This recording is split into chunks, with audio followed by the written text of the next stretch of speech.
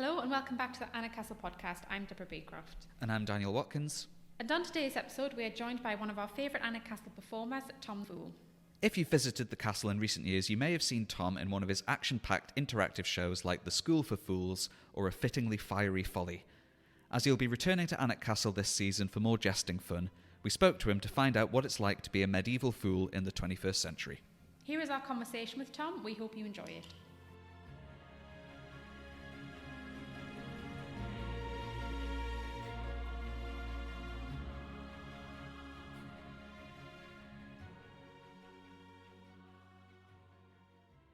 We are very happy to be joined on this edition of the Alnwick Castle podcast by Tom Fool. Hi Tom, how are you?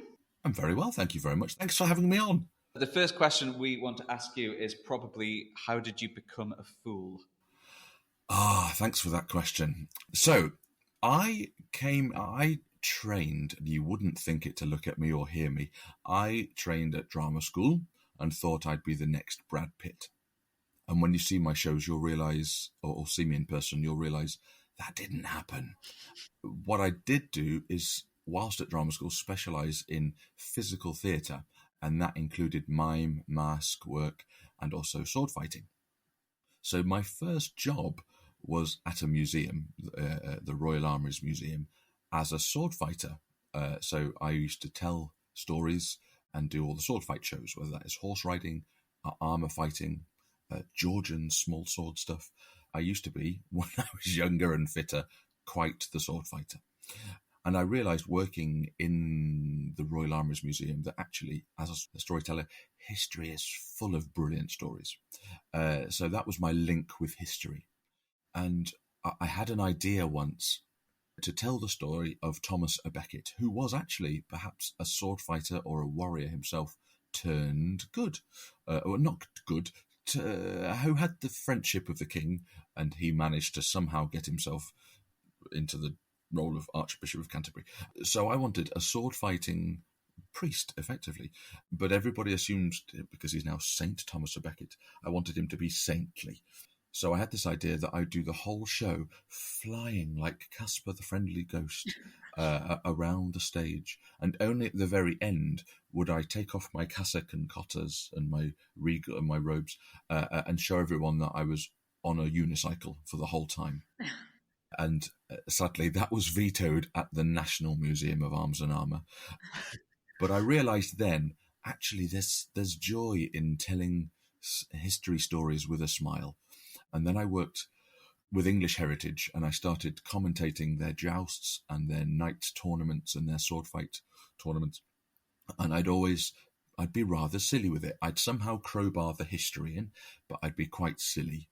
And the English Heritage team had a bit of a conflab, and they approached me and said, and this is life-changing, they said, "You're quite silly." And it all started from there. They said, "Would you mind teaming up with our resident fool, because he's doing all the work at the moment, and maybe he could teach you his side of what he does."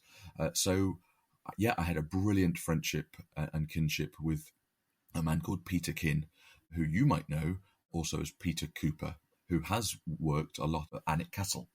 And we spent some time together, and I became his acolyte and his student. And sadly, Pete, I say sadly, this sounds like he's gone. He hasn't. But he has now hung up his stilts, poor Pete, which means I have sort of taken over a little bit as his acolyte, and I still look to him for all things silly. But I now have taken his place a little bit, both with English Heritage and with my friends there at Alnwick Castle. Mm-hmm. And that was a long way of saying, wasn't it, that I found history in a silly way. But I promise, I started as an alpha male with armour on horses, and now I tell bomb jokes on sticks. Yes. Now, it's not all jokes on sticks. You do tricks whilst you're here. What kind of skills do you need as a jester or fool? So I've looked at history, and we've realised that as a form of entertainment, at the Field of Cloth of Gold, Henry VIII's big event against the French, at the end there was a bit like a closing ceremony where there was a vast piece of entertainment with fire and what we now know as fireworks. So we know they used fire as a form of entertainment, etc. So what I do in my show is I do end up doing silly things with fire, whether that is eating the fire, swallowing the fire, spitting, blowing or breathing fire, as people might know it. So I do a bit of that. People tend to expect that. But I do other things. For instance, I try and catch an apple on my head. That really doesn't sound very good, does it? And sometimes it isn't. I've hit myself in the face before with a flying apple, which looks funny, but it really hurts. And I've also hit myself, I'm not going to go into too much detail, but lower than my face. And that equally really hurts. If you're going to try and catch a flying apple as it is flung at you, maybe try wearing armour. But that wasn't... modern armour is lighter than medieval. I should try doing it in full armour. That's what I should do. Then I won't be hurt. But so far, I haven't hurt anyone from the audience. So far. But there's still time. So I do lots of silly things. And I've taken inspiration from genuine fools and idiots throughout history, and I've tried to wend a little bit of that into my modern shows. So do we know what some of the skills and talents that fools in history had? Have we got examples that have survived of famous fools? His name, sadly, I can't remember. It is lost in time, but there was way back when, there was Emperor Quinn, perhaps he's written down, who was sort of, let's say, the glue that brought China together. And he decided in one of his courts that he would have a black lacquer in his courtroom floor. And he thought that would look really cool. But genuinely, people would slip and slide and hurt themselves on this lacquered floor. But no one wanted to say this to the emperor.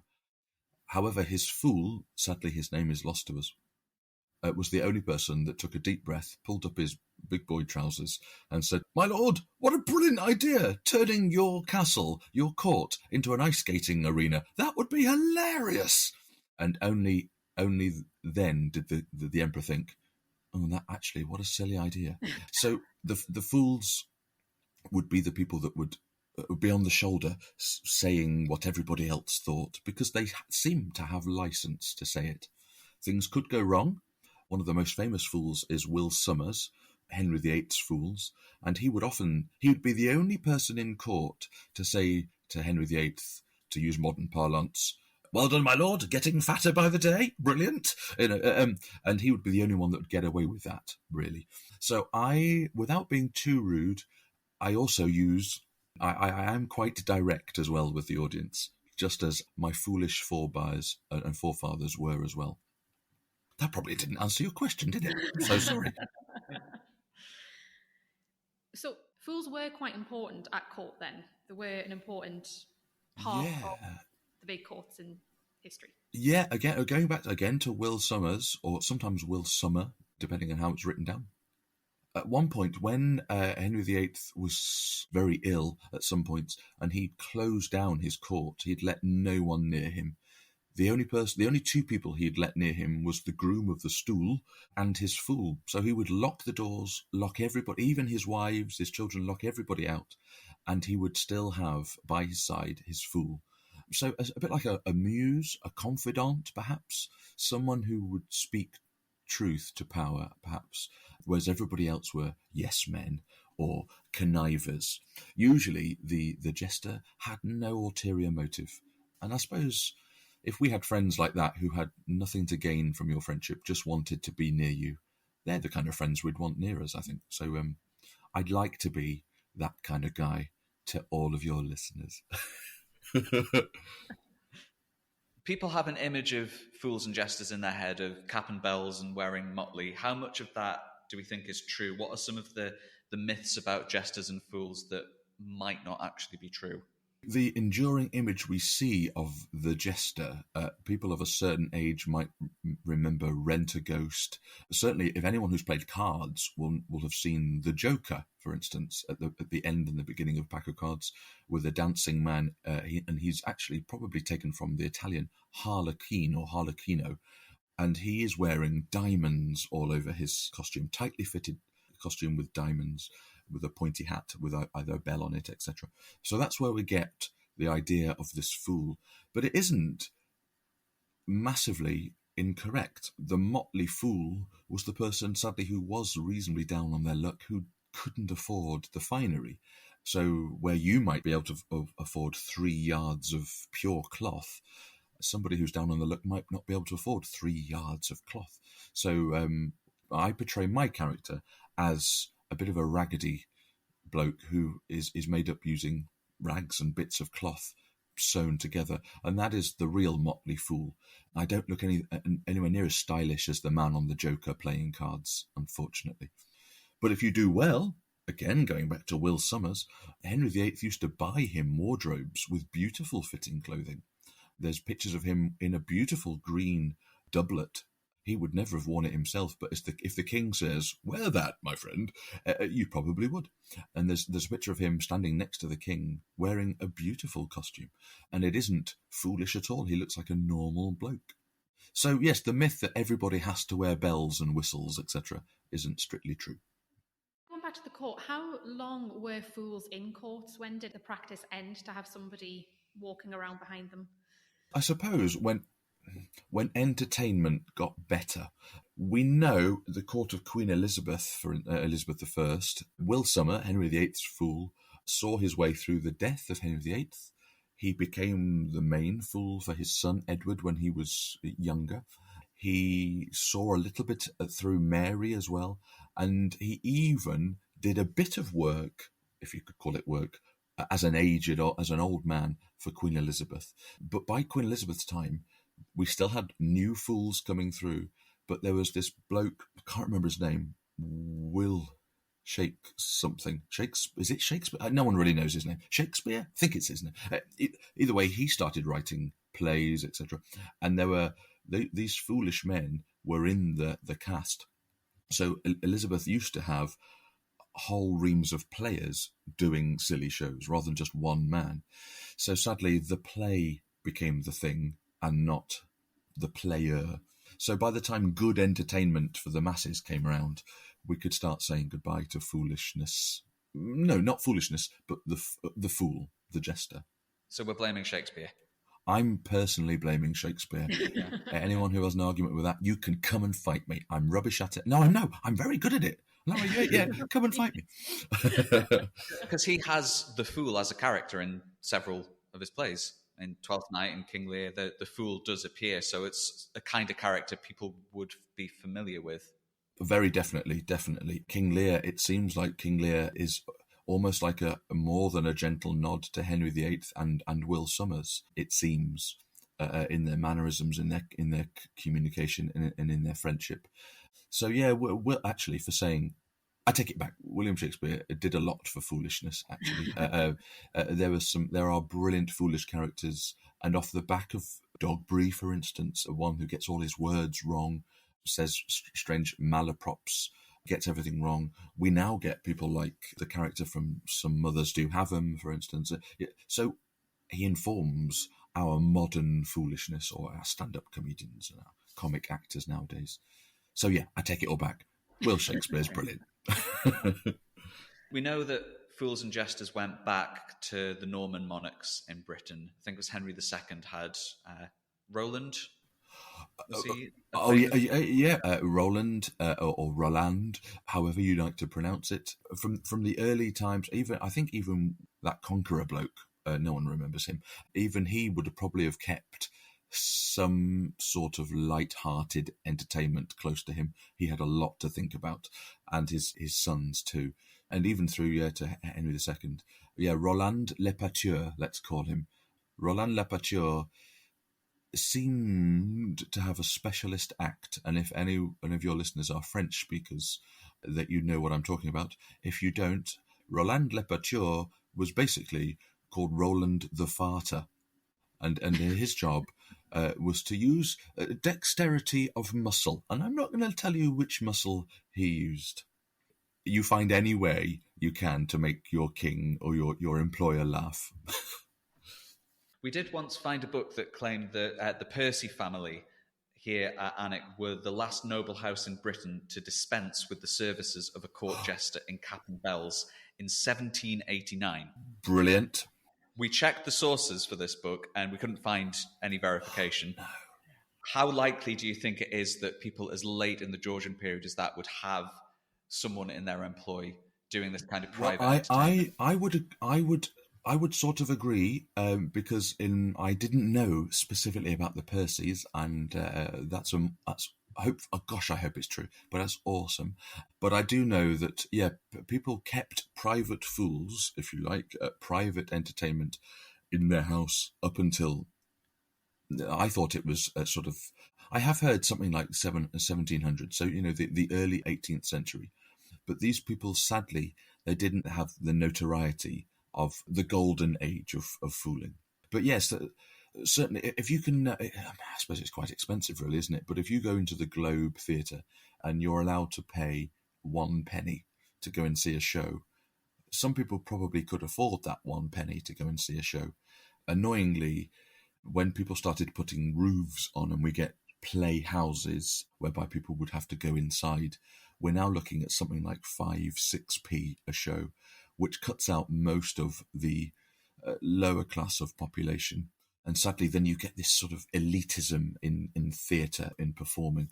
So by the 18th century, people wanted to see the great performers in the playhouses, and therefore they became the big people and not people like me going from home to home telling bum jokes. I don't just do bum jokes, I can do other jokes, I promise. Well, speaking of what you do, what can people expect to see you do whilst you're at Alnwick Castle? What shows do you do? So I do a range. I can do a sword fighting show based on my experience of sword fighting, but usually sword fighting means you need 2 people, 2 trained professionals to make something look good. What I do, however, is pick a random member of the audience and challenge them to a fight to the death. A very foolish endeavour, and I'm not going to tell you who wins, but I haven't had a great deal of success in this show, let's say. It normally involves a cabbage. You need to come and see the fight to the death with me and a random person who I genuinely have never met before, and I give them a sharp sword. And I have to also tell your listeners that I do have a risk assessment. There are other shows whereby I both try and breathe fire, which is an incredibly stupid thing to do. Again, any of your listeners who want to be inspired, don't be inspired by me. Go and get a proper job, maybe chartered accountancy. It pays more and it's much safer. But yeah, fire breathing, I get up on stilts. Part of the show is usually the little bits. I can take 15 minutes to try and get on some stilts, for instance, whereas most people think you can bung those on and then the show starts. I like to show how hard it is to get on stilts without help. And then, there's this little matter of trying to catch fruit flying through the air. But I try and change things up. If you weren't a medieval castle, for instance, and instead you were perhaps a stage out in Burma in 1940s, I would probably show a foolish version of an escapology routine. But because we hadn't fully invented chains and padlocks, maybe historically, from an accuracy point of view, I don't do the escapology act at Alnwick. But heck, when you do a 1940s version, you might see a different show entirely. You talk about proper jobs, but did you ever imagine that being a professional fool could be your proper job? Never. Again, I thought I would be. When I was younger, like most boys, or like most children, they had brilliant ideas. I wanted to be a skiing instructor, scuba diver. I've got to say, I never wanted to be a chartered accountant.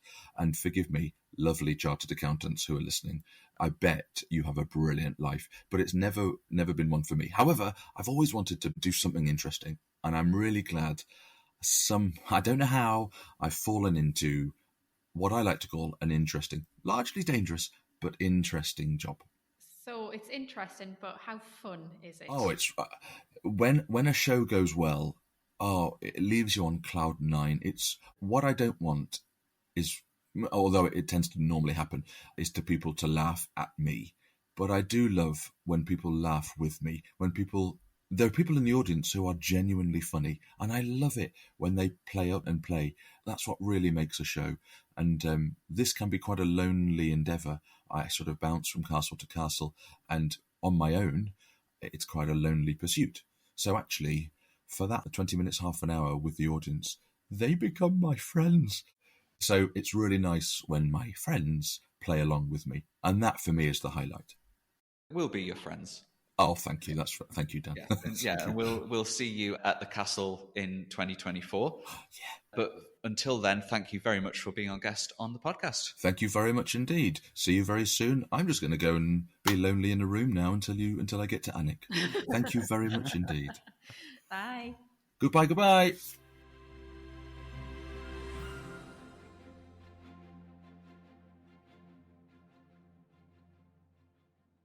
You can see Tom Fool performing at Alnwick Castle at various times during our 2024 season. Please head to alnwickcastle.com for all the dates and more information. Tom will also be with us as part of the Silly History Boys, bringing their historical shows to Alnwick Castle for the first time this year. Look out for our podcast feed to hear from them in a future episode. If you enjoyed this episode, you might like to hear from some of the other performers who appear regularly at the castle. We can recommend episode 4, Alnwick Castle and Falconry, featuring Raphael Historic Falconry, or episode 40, Medieval Music featuring Trouvert, as well as several more episodes from our back catalogue. You'll see them here in 2024 as well. We'll be back with another podcast in 2 weeks. Until then, I've been Deborah. And I've been Daniel. Thank you very much for listening, and goodbye. Bye.